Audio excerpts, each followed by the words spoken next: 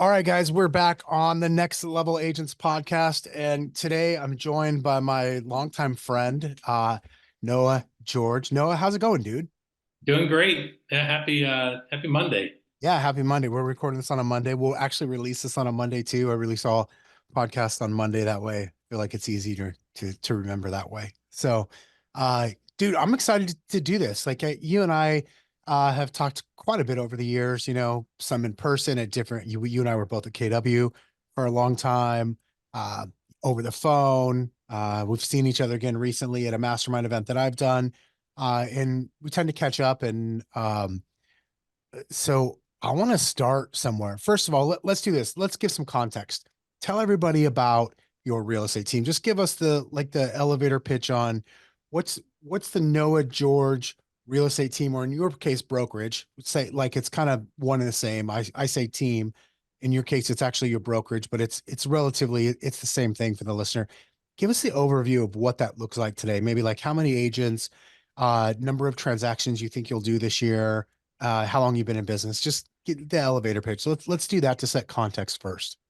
Right. So I got my license in '05, and it's been an evolution of individual production, and then from having my own team to having assistant, the buyer's agent, listing agents. And I'm just giving you a little bit of context. In 2016, personally listed 100 houses, and then in 5 years ago, started my own independent brokerage, and was a bit of a reset. And I've been out of production maybe 6, 7 years now. So the independent brokerage was an evolution of the next iteration of business. So I'm not in competition with my agents. And when I started the brokerage, was not in competition with my agents. So start out with a handful of agents, and that's it's been sort of a slow growth. We're currently at 25 agents with a staff of. We have a broker in charge on staff. We have a closing coordinator, listing manager, and agents. All my agents can list and sell and buy, represent buyers and sellers. We don't provide leads in the sense of like we're not paying for leads. Agents, generate from their sphere, and now leads come in and we pass them around. But the goal is to teach agents how to fish, not give them fish. So it's a little bit of a long burn versus, I mean, we went from 12 agents last year to 25 this year, and we've had a direct, and that's had a direct impact on the amount of business we've done year to date this year versus year to date last year. We're up 100%. And that's a direct correlation of agents. I think year to date we're at 35 units. So it's not, again, I'm playing for the long haul. Yeah. Um, Well, and so we're doing a lot of vol. I mean, it's all relative, right? Like I don't even, I'm not even comparing myself to other groups or agencies, but it's a high profit, low expense brokerage with a lot of value and support that we offer for our agents. well, I'm glad you brought that up about the agent count. That was going to be where I kind of wanted to bring this. I mean, the reality is, so you before we hit record, you and I were talking about my friend John Cheplack. I was just at an event of his last week, and one of the sayings that John says that I've learned is like people move the money, meaning like that's how you add transactions is by adding people. People bring the transactions, right? You can only train agents into so much. Like you're not going to necessarily take somebody, especially once they're established, you know, say from 15 transactions a year to 50. Like if that's what you're relying on to hit your goals as a team leader or a broker, I got bad news for you. Like you're in for a disappointment. Everybody has got varying degrees of like limits, I'll say, or ceilings of achievement and varying degrees of goals and what they actually want. And so for us to think that we're going to force somebody into wanting something more than they actually want or doing something more than what they're capable of, to me is silly. It's really about developing the people and bringing in, while bringing in more people. If we're going to do more deals, let's say if I run a team and I'm at a 100 transactions and I've got 10 agents and my goal is to get to 200 transactions. This is really simple. I need to add 10 more agents. Like Right. this is a numbers game. This is pure math. And so I love the way you've done that. So to be able to grow like you've grown in the last 12 months, dude, that's massive. What was the shift for you? Like, how do you add that many agents in a year? Well, it's relationships. It was a mental shift for me too. And by the way, so goals don't mean anything unless you implement them. I mean, my next goal is to get to 100 agents, but I mean, I'm going to go from 25 to 50, and then we'll go from 50 to 100. But it's relationships. It's also that's my job, and so really, there's two paths forward for an independent brokerage or a team is creating allowing your current agents to have better production and empowering them to do more through training and coaching and support. And then on the other side of the coin, I got to keep growing because, every agent is going to break your heart in the sense of like, you know, people are going to grow, they're going to outgrow, you're going to outgrow them. People are going to, what's the shelf life in the industry? I think it's like 2 years. And, we've been averaging close to 3 to 4 years, which I'm thankful for. But at some point, everybody's going to leave. Like it's just the reality of the industry. And so having the mindset of like, I mean, people are there for a season and I have to continue filling the pipeline of agents if I want to continue to grow my business. And so I have to keep just like agents have to constantly keep their pipeline full of listings. As an owner of a brokerage in a team or a firm or how you want to look at it, my job, my listings are agents. I don't know if that's going to land well or not land well, or people. I don't want my agents to look at them as. That's going to land well with the person it's supposed to. So anybody who doesn't understand it, that's fine. Not everyone's going to understand you, but that is, But does that make sense? yeah, no, that makes perfect sense. It's perfectly said. Listen, there's a lot of people that get into real estate because they want to sell real estate and they stay selling real estate. Nothing wrong with that. That's awesome. And then some of us, you and I kind of grew up in the business together. You got a couple more years experience than I do, but we kind of grew up together. We ran in the same circle at KW back in the day. We're in that top 100 mastermind for so long together and really got to know each other because we wanted to have a business, not be realtors. There's nothing wrong with being a realtor. The way I always explain it is Fred and I sat down together one day and we just said, hey, I do not want my income, our income, to be because I sat in someone's living room and took a listing. That's period, full stop. I wanted a business that happened to operate in real estate as opposed to wanting to just continue to be a realtor. So the people that understand that, the business side of it, they understand exactly what you just said. It's okay to say, dude, it's okay to say list agents. This game So is, my agents are my listings. Like yes, if I'm relating it to this industry, and I don't want to just own a job, I want to own a business. And the thing is, the freedom, flexibility is one thing, freedom's another thing. But my path forward in my life is and I have 3 young kids, and so it's important for me to have time with my kids and time with so time's more important for me right now than money. And so certainly to be honest, there's a step backwards financially going from selling 100 houses, listing 100 houses and being in production, but I'm playing the long game. And again, I want to get to 100 agents. I don't know, 100 is just my number, and learning to do that. But also, again, realizing people are going to come and go, just like listings come and go. And obviously, the shelf life of a listing, you're selling them in 2 to 3 months versus hopefully my shelf life of an agent is going to be outpacing the industry average of 2 years. I want, obviously you're going to have, I mean, I want people that are with me for their entire careers, but as you go from, 20 agents to 50 agents to 100 agents, again, I've not done that yet, and I know that's going to evolve and change. I mean, obviously when you have 10 or 15 people, everybody, their spouses, their kids, their dogs, but it's going to look different when you go from 25 to 50, and it's going to look different from 50 to 100. So, I mean, I know that's going to be an evolution, but what's not going to change is keeping the pipeline full of, building relationships, bringing value to the table. And it's going to be a combination of hiring new agents in the industry, and it's going to be also bringing in agents that are currently producing. So again, I'm not sure who necessarily are audiences here, but it's this shift of, again, looking at this as a business. And again, my pipeline is relationships with people that want to be in the industry, and then we have a platform where people can be successful to we can ramp people up a whole lot faster in our platform versus traditional real estate. Yeah. I mean, dude, the audience just is real estate agents, right? Of all different levels. And I mean, that's part of the reason why I do this podcast is I want to show there's different ways to succeed. By the way, like sometimes I have amazing solo agents on this podcast that are doing something different. And sometimes I got people with small teams or an assistant or two, stuff like that.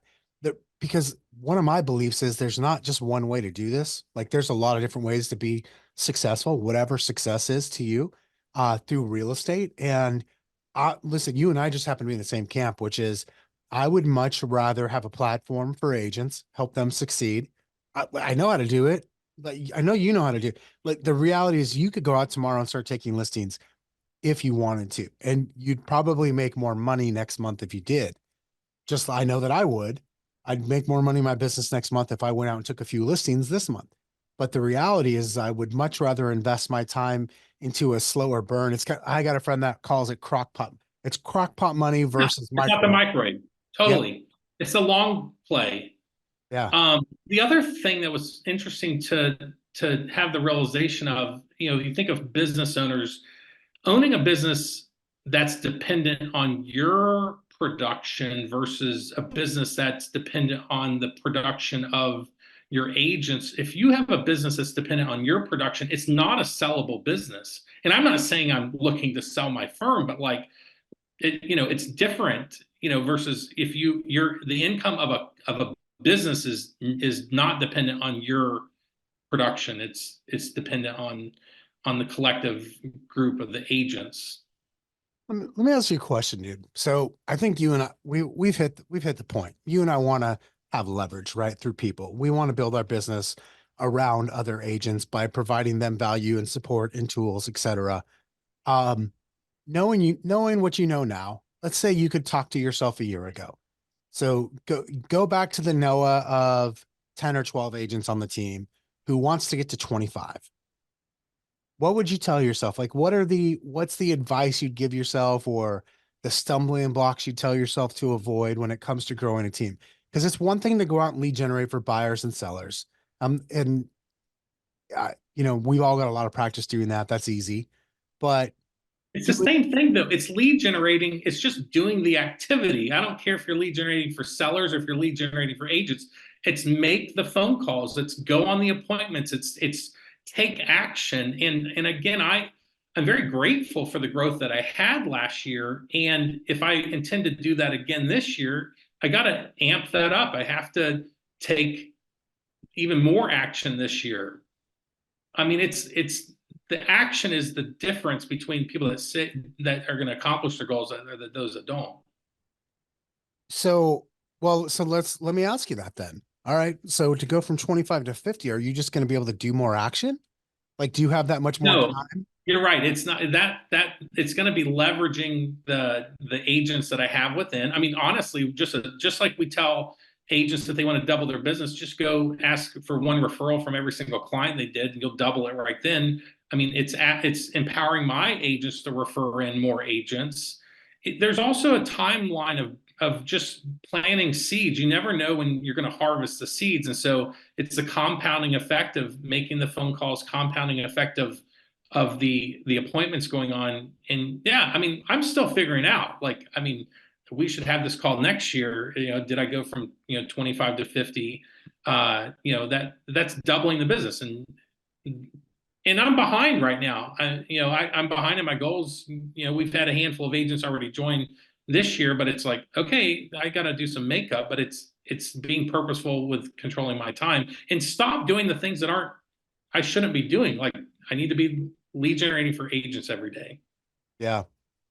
So going back to the original question, which is lead generating or I should say recruiting really isn't a whole lot different than lead generating for buyers and sellers. Like you've got to make calls, you got to set appointments, you got to hold appointments, things like that. And have an accountability. and accountability. What if there's another team leader out there, or small independent brokerage owner out there like yourself who wants to grow, what other piece of advice would you give them? Like, what else have you learned along the way? Don't be afraid to ask.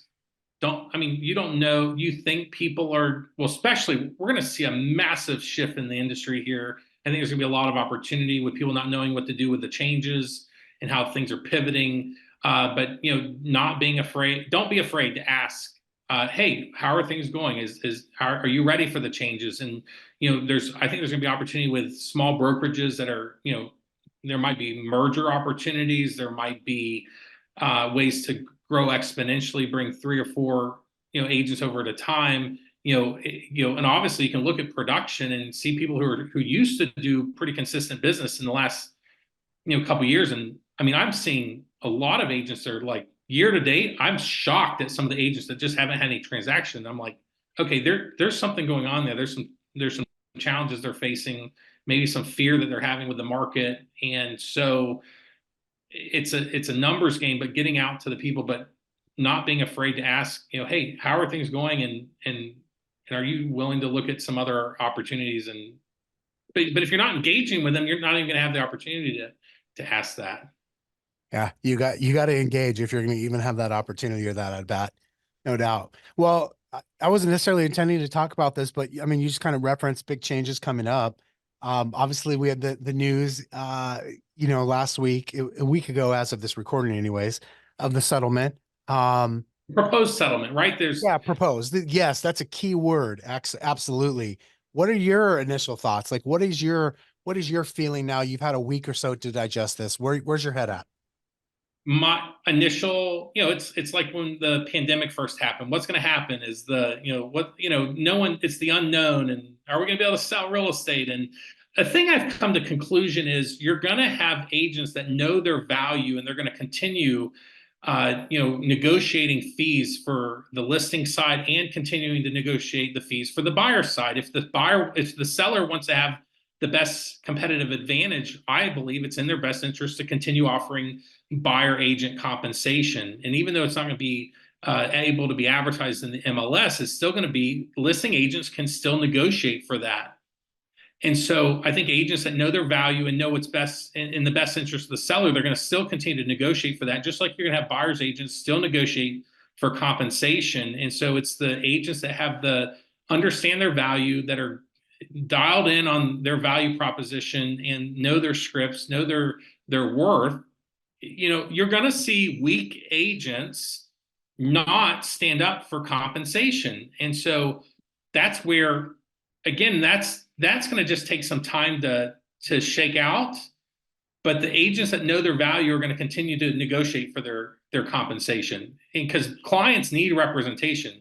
And listing agents, really, are you going to be willing to? I think we're going to have a big problem with unrepresented buyers, and that's yet to be seen how that shakes out. But we've always had to negotiate for commissions.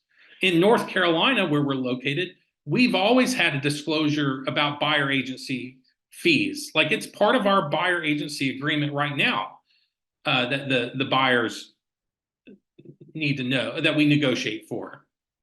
Yeah, here too. I mean, Fred and I have used it's called the buyer broker agreement. Fred and I've always viewed it as a listing for a buyer. We just viewed them as buyer listings, right? Because the way I look at it is I'm not working for somebody without a contract. I wouldn't Right. take a listing without a listing contract. I'm not taking a buyer, putting them in my car, and doing any work at all until I have a contract for employment. That's my belief, my viewpoint. And by the I way, totally I've always had to spell out the compensation and where it comes from. At the end of the day, I don't think this quote unquote change, number one, is is hard. I don't think it's good. There's some things to be ironed out. I think at the end of the day, the unintended consequences are like anything else that lawyers or government gets involved in, probably going to hurt the consumers more than anybody. And it's going to probably hurt the fringe agents that don't want to stick up for their compensation or don't know how to convey their value. And I'm not sure that that's a bad thing, by the way. I'm not sure a reduction in our workforce is a bad thing. And so, but at the end of the day, this isn't to me that big of a deal. This isn't that big of news. The way it's being portrayed is You got to be careful with how the media is portraying this. And by the way, it is daily conversations with customers right now, and then we explain it. We say, look, we still negotiate for listing commission. We still negotiate for buyer's commission, and it's still business as usual. It's just the media is spinning it. yeah, big shocker there, right? Yeah, right. But there is the change that there's not going to be, compensation listed in the MLS. But again, it doesn't mean the agents are not negotiating for commission for the buyer's agent commission. Yeah, it's just a matter of how does it actually show up. Again, Right. probably not a big deal at the end of the day, but hey, it makes for some good sensational headlines. Yes. And so again, people are going to have to pivot and change and come on. I mean, this is where the opportunity is going to be for those that are going to lead the thought, like thought leaders in the industry. And that's going back to recruiting. There's going to be a lot of small independent brokerages and firms that are not going to know what to do and how to change and how to pivot. And I think that's where we're going to see opportunities to recruit more agents to firms that are staying ahead of it with the training and the coaching and the leading in the industry. So I think that's going to be an opportunity to hire agents and recruit agents with this change. I couldn't agree more. I think this provides a great opportunity for that, for leadership. At the end of the day, chaos creates opportunity. And right now we've got a little bit of chaos going on in our industry. People are scared, when you factor in not just this proposed settlement, but just the way the market has been for the last 18 to 24 months. There's some people hurting. Like you mentioned earlier, like there's some brokers in your market who literally haven't closed the deal yet that you're actually surprised at. There are some people that are still really hurting. And so there's a lot of chaos in our industry, and that just creates opportunity for leaders. As my friend Chris says, leaders lead. And when you do that, yeah. This is so obviously the market's different from 2010, 11, and 12, but this is so fascinating to me. What is it? 4.1 million homes were sold last year, 2023, which is the same amount of homes that were sold. We went from like 7 million homes sold in 05, then it dropped down to, for about 4 years from, was it 2009 through 2012, there was, about 4 million homes sold. And here we go. In the last 3 years, we went from 6 million homes sold in 2021, 5 million homes sold in 2022, and then 4 million homes sold in 2023. And guess what? There's still 4 million homes sold. And there's still 4 million opportunities. Actually, there's 8 million opportunities because there's two sides of every home sold. So there's plenty of business to be had this time, just as much as there was before. yeah, that's what I always like to say is like, there's always going to be enough transactions for you to hit your goals. Like the total number of transactions, whether we're talking about in the country, like the number that you just quoted, or just in your MLS area, doesn't matter. There's always going to be enough for you to hit your goal. So how many deals are happening, kind of irrelevant to you if you are focused There's on always going to be homes. Always always going to be homes sold in your area. And regardless of the interest rate, regardless if there's a pandemic or not, regardless, there's just real estate happens, life happens, therefore real estate happens. And so, and I keep telling my agents, we're not going to participate in any downturn or anything. It's all the market's between your two ears, right? It's the market's in your mind. That's so true, man. Right there between your two ears.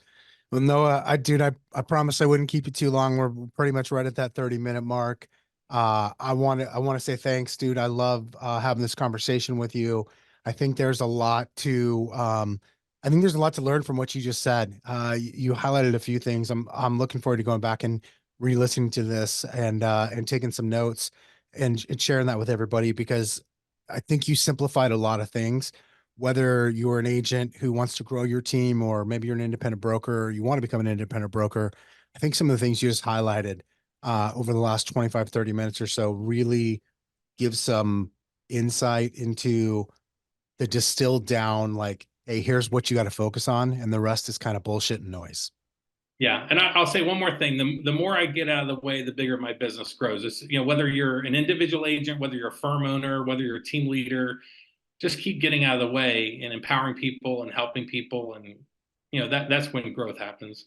Ah, dude, that's so good. I love that. What a great one mic drop one liner for us to end with, dude. Really good one.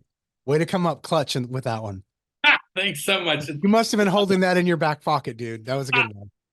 Thanks for having me, man. No problem. Thanks for being here, guys. We'll talk to you again next week on the Next Level Agents podcast. Thanks for joining us.